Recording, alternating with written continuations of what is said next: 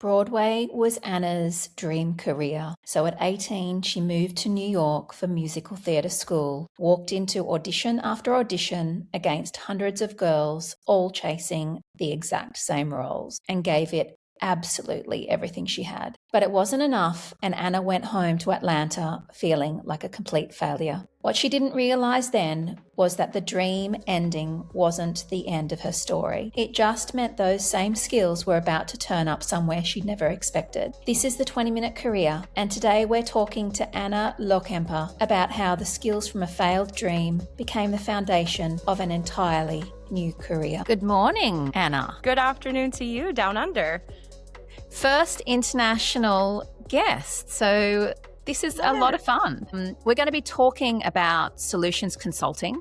And for those people that have been listening to some of the podcasts, we've already talked to Dan Ridd about enterprise sales. We spoke to Jana about customer success, and solutions consulting sits nicely in the middle. And they're all roles that you find within a software as a service business, otherwise known as SaaS. Tell us a little bit about you. I am born and raised in Atlanta, Georgia. When I was growing up, I really wanted to be on Broadway. I'm a performer at heart with a musical theater background. When I was finishing up high school, I told my parents, I am going to audition for this musical theater school in New York.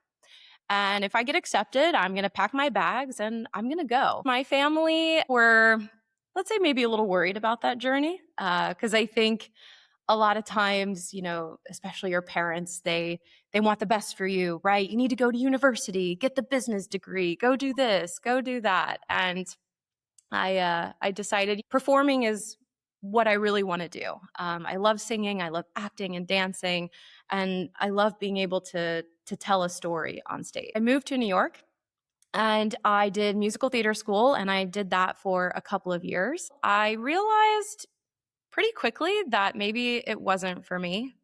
Anyone that's been in the acting world knows how challenging it is to find a job. I mean, I would go into an audition with 300 other girls that look just like me, that were maybe just as talented as me, maybe even better than me.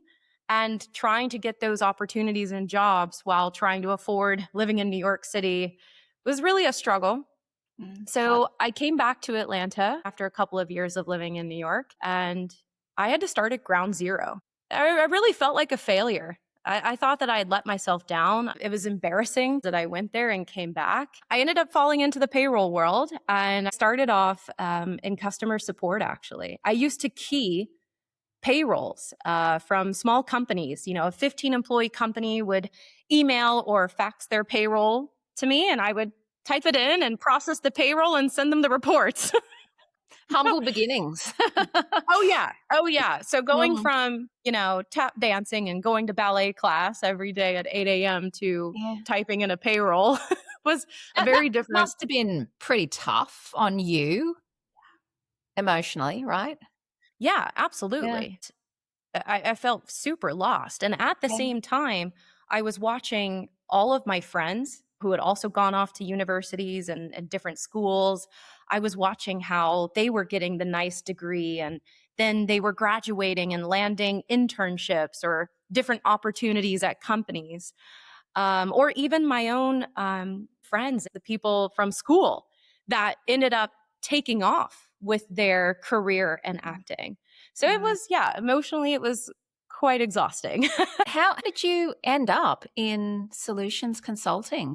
I, at some point, moved into project management. So that was kind of a nice step up for me. I had the opportunity to move to Charlotte, North Carolina. I would have been around 25, and I felt like such an adult. I was like, wow, a company that's going to offer to move me for this promotion. This is super exciting. So I broke into the world of project management. And after a few years of doing that, I realized, okay, this is not for me. So naturally, I did what most people end up doing. I tried to get out. I tried to find another opportunity. I got another job offer, completely different company. And I was walking into the office that day to resign. I had my resignation letter in my hands. And there happened to be a sales leader that was in the office that day. And he kind of knew me in passing. I worked on projects that his team would close from a post sales perspective. And he approached me and he said, "Hey, I know this is very random, but I recently just took over this team in the company called Solution Consulting. Have you ever heard of this job before? Because I think you'd be really good at it." And I was like, "Well, this is awkward because I'm actually about to quit." And he was like, "No, don't do that. Let's have a conversation." I was like, "Yeah, sure." So I learned more about the role, and he kind of explained to me how I would be a good fit for it because I already knew a lot of the technology. I mean, I was implementing this for customers. Yeah. So now I would get the opportunity to present it pre-sales and paint more of a vision. Let's unpack solutions consulting. What do you do on a day-to-day basis?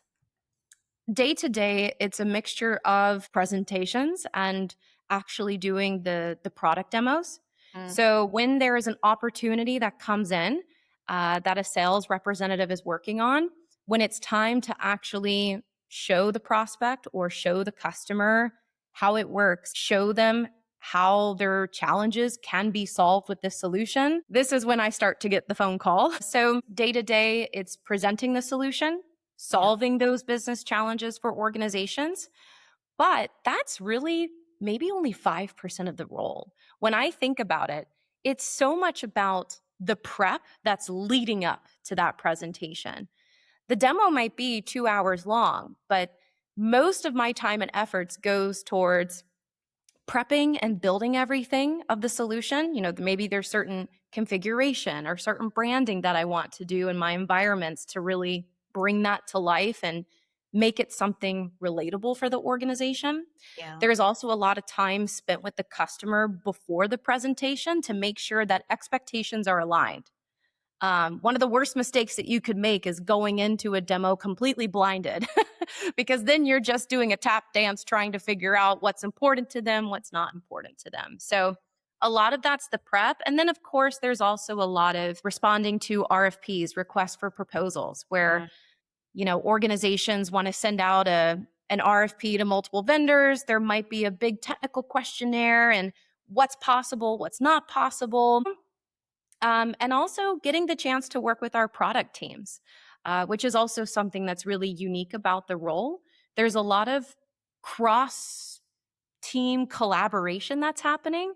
So if I'm meeting with certain organizations and I'm hearing certain things that I know maybe we don't offer yet or we're trying to find a solution for, I get to go collaborate with the product team to find a solution and understand more about what's happening on a roadmap. When you're dealing with customers, there's generally quite a few challenges that sort of arise. I'd be really interested to understand, what does that look like for you, Anna? What are some of the pressures or challenges of the role? I think one of the pressures, and it's an interesting one because on one hand, it's what can make the role really exciting and different on a day-to-day, but it also has its challenges. And that's going to be the variety of opportunities that you're working on at any given time. So yes, from the outside looking in, it is pretty exciting because you get to talk to all different types of organizations across all different industries, sizes, complexity within different regions around the world, which is really exciting.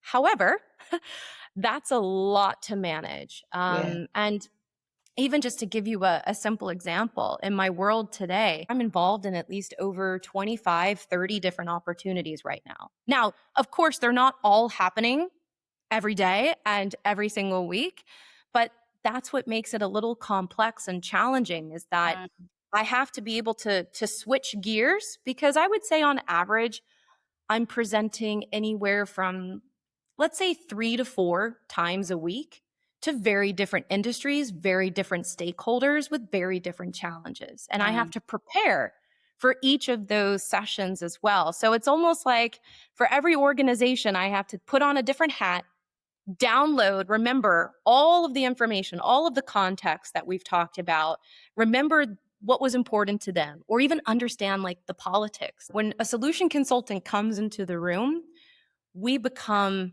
the credible person in the room. The salesperson is always is always liked, right? But when you start to meet solution consultants, organizations view you as the trusted advisor. So I have to really ensure very quickly, early on, that I'm building that trust for the organization and showing them that they can trust me, right? I'm not going to promise them the rainbow and butterflies and unicorns. I really want to make it reality for them. Yeah, so important. Otherwise, customer success has a problem down the road, right? Exactly. Exactly. You mentioned having to juggle a lot of different things up in the air. How are you using AI to support you, if at all? I'm sure that you are. Yes, it Mm, has become my best friend. Honestly, it's really great because AI has helped in a multitude of different ways. So, like for example, I'm part of Workday today, yeah, and one of the tools that we have inside of Workday is called Sauna, and this has become my best friend because Sauna is an AI note taker that records all of my meetings. And yeah. what I love about Sauna is, of course, it gives me a transcription of everything, but it also gives me a list of to dos. So if Okay. there's certain action items that I need to take, it will say, okay, Anna, when you spoke to ABC customer, these were the things that you said during that call that you would follow up with. Or these are the things we need to remind you in a few days now that you make sure that you prep so you can have that successful presentation next week.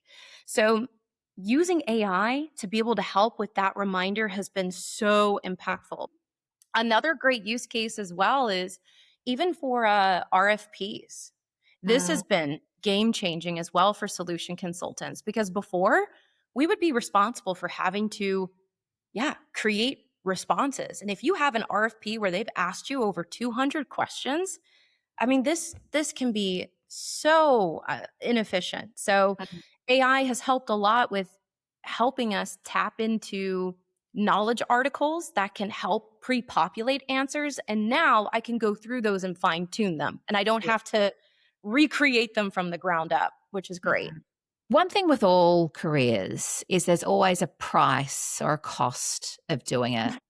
Yeah. What does that mean to you? Juggling multiple things at one time and different opportunities are in flight at different times. I think that can be a price to pay because sometimes it's hard to turn your mind off. Yeah. And to give you a simple example, a few years ago, I had a really probably one of the biggest presentations and most complex presentations I've had to do so far in my career. And this presentation, it was on site in Paris. We had translators there. It was like over 40 executives in the room. And this meeting happened on a Tuesday. I had to travel there on a Monday. And I was actually doing a girls' trip in Spain the weekend before. And I remember that weekend sitting in Spain with my friends. I couldn't fully turn off. Mm, In those quiet moments or when I was sitting there in the morning having coffee, I'm kind of thinking to myself, okay, yeah, I just remembered the customer really wanted to make sure that I talked about these different things. I need to make sure I add that into my deck. Or so I think sometimes it's hard to turn that off. mm. You travel a lot? I do. I really love the travel. Um, the last couple of years, I got the chance to work across the world, which was amazing. I got to work throughout Europe, got to break ground into the Middle East, and finally got the chance to come to Australia last year a couple of Yeah. times. And yes, it was a great opportunity. Yes, I learned a lot from it, but it's exhausting. I think what's also interesting about the travel piece too is just because you're traveling doesn't mean that you can just turn off from the rest of your job. Like, Yeah. yes, I was traveling to Australia and I was preparing for, those opportunities, but I still had all of my sales reps back in Europe saying, oh, but don't forget this opportunity. We've got to meet with them in a couple weeks in Paris. We need to do this. We need to do that. So it's not like I, sat there and got to just forget about the rest of my tasks, right? People see jobs and they sometimes think, wow, that would be so glamorous getting to travel the world. But the reality sometimes is quite the opposite. Not to say Yeah. that it's not fun to travel and experience different cultures when you're working, but it can be quite exhausting. Especially because in this role, you have to be lights, camera, action ready to go. I can't walk into a room being exhausted. I can't show the signs of, oh, I just finished a 24-hour journey and I'm tired. So I think that that's also the challenge too, as glamorous as that travel might sound, I've got to be fresh. I've got to be ready. I've got to rock up. And what do you mean a 24-hour flight? Of course. I Yes. just walked off the plane ready to go. Just get on with it. You're Yeah, here exactly. because the deal could actually be a go or not a go, depending on the conversation you have with clients, right? Yeah, Or yeah, prospective clients. Yeah. yeah, absolutely. Yeah. So good things. What gets you up on a Monday morning on those dark, cold mornings in Germany? What I love the most about this role and what gets me excited is the fact that every day I get the opportunity to be creative. Yes, I am working with the same technology day in and day out, but every organization that I work with is so different to the next. So it's taking the same technology that I have, but creating a different story for every group that I'm working with. I think that's what gets me the most excited. And the chance that I get to learn from other people. I've been so fortunate in these last 4 years since I moved to Europe to be in a role where on any given day I could start my morning talking with organizations in Australia, moving my way into Dubai, having conversations with the Middle East, and ending my day with, meeting with companies in London and spending Yeah. time with the US. So that's also, I think, what gets me excited every day too, is getting to experience that.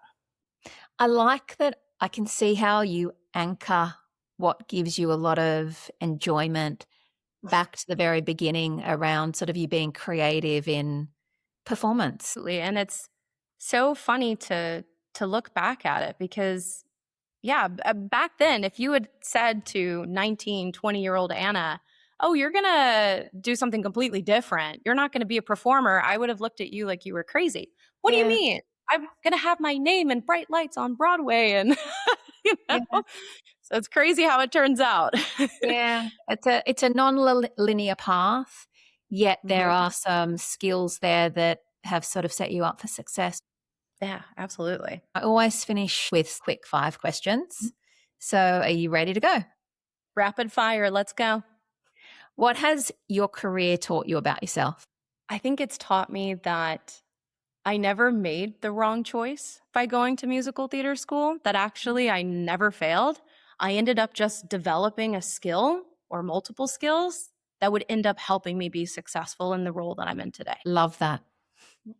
What's one mistake or challenge that's taught you an important lesson? It wasn't really until the last 2 years of my career that I finally really built the confidence to know that organizations and customers, they're curious to know my point of view, that they Yeah. actually really do trust me as that expert in the room. I wish that I built that confidence a little bit earlier on. What skill do you think is going to be really important for people in the future? Being able to adapt and Yeah. not just adapt to the product. I mean, of course, especially with AI nowadays, the product just moves faster and faster and the market continues to change, but also being able to adapt to what's happening in the room.